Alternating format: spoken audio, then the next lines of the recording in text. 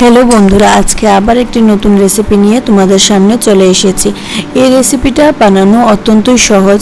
এই রেসিপিটা আমি মেইনলি যারা নতুন নতুন রান্না শিখছো তাদের জন্যই নিয়ে এসেছি।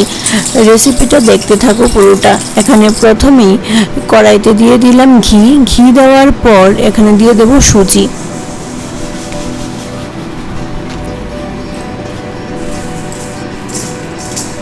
সুজিটাকে ভালো করে ভেজে নিচ্ছি।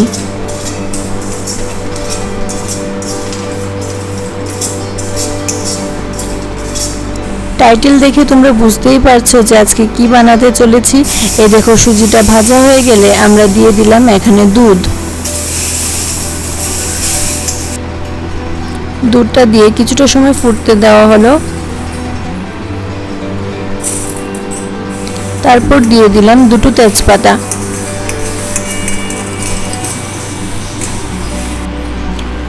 এখন দিয়ে দিচ্ছি 3টে এলাচ।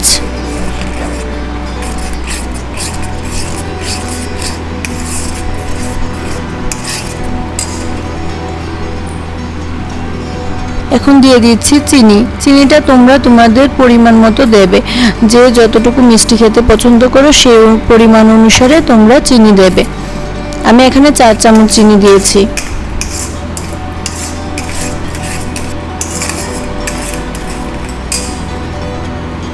এখানে দেখতেই পাচ্ছ যে আগে থেকেই ভিজিয়ে রেখেছিলাম কিছুটা পরিমাণ কাজু এবং কিশমিশ।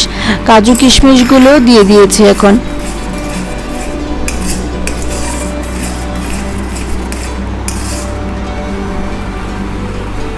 আমাদের মিষ্টি সুজি বা হালুয়া রেডি হয়ে গেছে।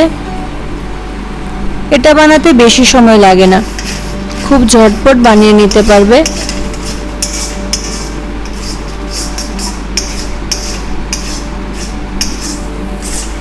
সকালের ব্রেকফাস্টে লুচি বা পরোটার সাথে কিন্তু বেশ ভালোই লাগবে, বা রাতের ডিনারেও খেতে পারো তোমরা।